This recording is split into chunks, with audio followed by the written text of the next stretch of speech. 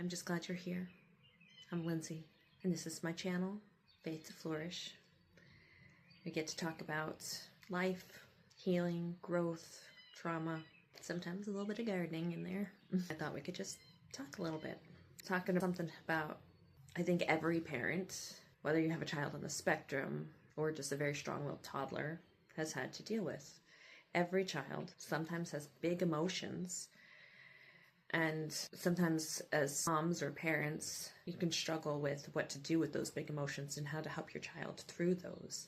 And those moments where your child's completely melting down and we're not sure what to do. Sometimes those moments feels like it's something just really small, and as moms, we don't always understand why the colors of their socks or the color of their plate has anything to do with the taste of the food. Why is this such a big deal? Yes, you have to wear socks. It's the middle of winter. Yes, you have to put your boots on. It's winter. You cannot go outside barefoot. No, we cannot lick the dog. Our children have meltdowns over sometimes that don't make any sense to us as parents. And this is our children. This is the time that they're learning how to deal with those big emotions. This is what we're teaching them for the rest of their lives. So when they're adults and stress comes, they know how to handle these emotions. Your child can go from totally fine, and in seconds, they're overwhelmed. Sometimes it's just the color of the cup that you poured their water in, and they wanted the pink one, but you gave them the blue one, and that's a meltdown. I just want you to know, as a mom, you're not alone. This is a journey that we're all on, and no matter what, if you look around, and even if a mom thinks she has it all together or pretends like she has it all together, you know, something that somebody told me once was that we cannot take our child's emotions personally, because they're on a journey of their own, and their behavior does not reflect on who you are as a person. Sometimes that's a very hard thing as a mom, because it does feel like it reflects on us as mothers of how good did we parent. If our child's having meltdowns, it's because I'm a bad mom, and it's not. You're not alone. This is common with every mother, with every child. There is always something to learn, and your child's behavior and spiritual life does not reflect badly on you. It can be confusing, especially when you're tired yourself, you're overwhelmed, you haven't eaten, life is stressful, life is hard. It's not about figuring out why they're having such big emotions, but sometimes it's about helping them through those big emotions. I've definitely had those moments myself as a mom of 4, where one child is upset about something. It seems small, but it feels big.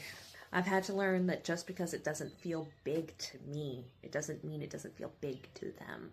This season that we have been in this spring, our family has been walking through grief. My husband's grandfather passed away. I've seen more this year how differently the emotions of grief show up for each of my children and my husband, and how it looks different for each of them. One might ask questions, one might get quiet, one might act out, and one might seem totally fine at first. A lot of my children at first were kind of in shock, didn't know what to say, didn't know how to talk about it. And it reminds me that emotions aren't always logical, but they are always meaningful. So let's actually talk about what's going on underneath all of these feelings. From a brain perspective, children's brains are still developing. The part of the brain responsible for the big emotions, the emotional center, is very active. But the part of the brain that helps to regulate those emotions, the part that makes sense of them and calm them down, that part of the brain is still growing. It's not that they're being dramatic or difficult. It's that they don't really yet have the ability to regulate or name their feelings yet. They're not just giving you a hard time, they are literally having a hard time. And this shift is very important as parents, because instead of asking, how do I stop this behavior? We begin to ask, what does my child need from me right now? And often what they need isn't correction first.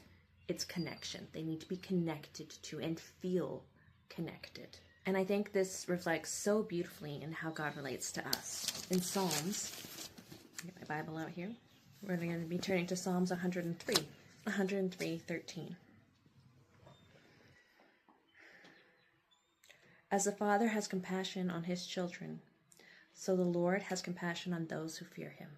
For he knows how we are formed, and he remembers that we are dust. So God understands our limitations. He meets us with compassion, not frustration. And as parents, we need to reflect that same heart. Not perfection, but presence. So what do we actually do in those moments? I'll give you a few simple things that make all the difference. The first thing is to regulate yourself first. Take a deep breath.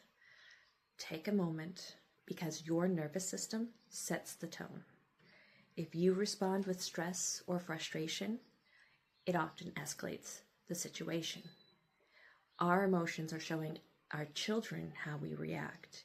And if you come across as out of control and you're not in control of your own emotions, your child doesn't see the example of how to regulate themselves. But if you can stay calm, even if it's not perfect, you become the safe place for your child to settle.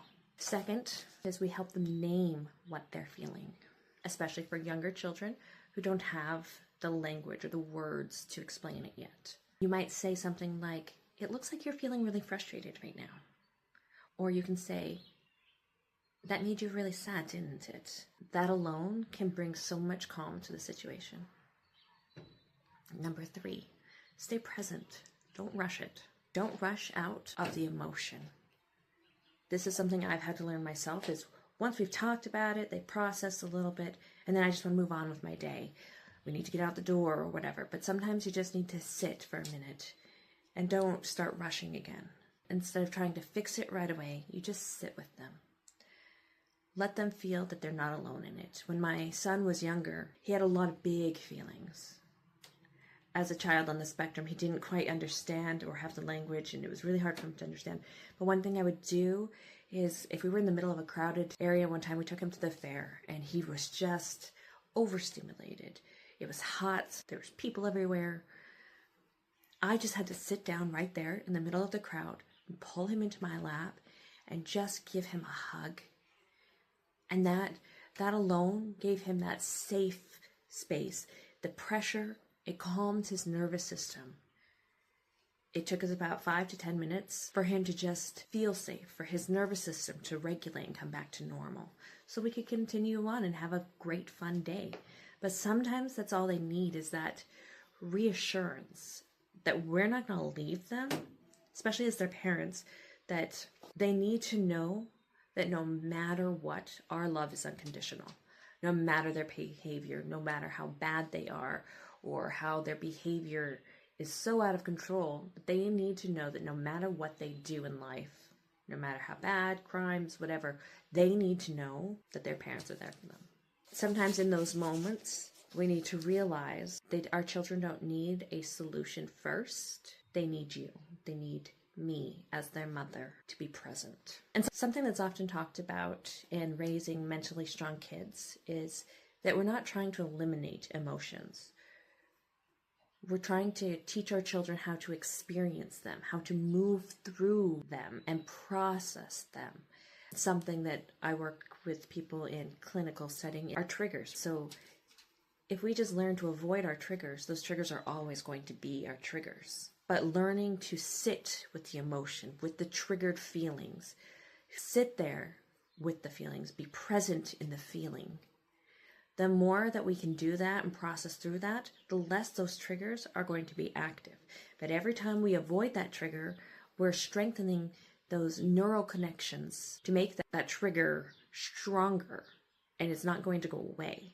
So teaching our children how to sit with the feeling, with the emotion, how it feels to feel upset, and work through that to a calming situation, learning breathing techniques, learning how to self-soothe, grounding. Those are the skills that's going to take them into adulthood and help them to process emotion. One thing we need to remember is that emotionally strong children are not children who never struggle. They're kids who learn how to handle how they feel. And when I work with addictions, I find that is the biggest thing that people have never really learned, is how to sit with the feelings, the uncomfortable feelings that don't feel good. So I find with addictions that they numb. The numbing is what they crave. because they just don't know how to sit with the uncomfortable feelings. So the best thing that we can do to help our children be mentally strong is to teach them how to sit with the uncomfortable feelings and move through them in a healthy way. So if you're in a season right now where your children's emotions feel really big and you feel very overwhelmed trying to navigate through this, you're not doing it wrong. You're learning and you're showing up. And that matters more than you think. If this is something that you're walking through right now, you can always share in the comments. I'd love to hear what it's been like for you. And if you're wanting more guidance, this is something that I help moms with learning how to understand what's underneath their child's behavior and respond in a way that builds connection and growth. If this was helpful, I'd love for you to like and subscribe so you don't miss future conversations. I'd love for you to come back and meet me in my greenhouse. Have a blessed day. See you next time.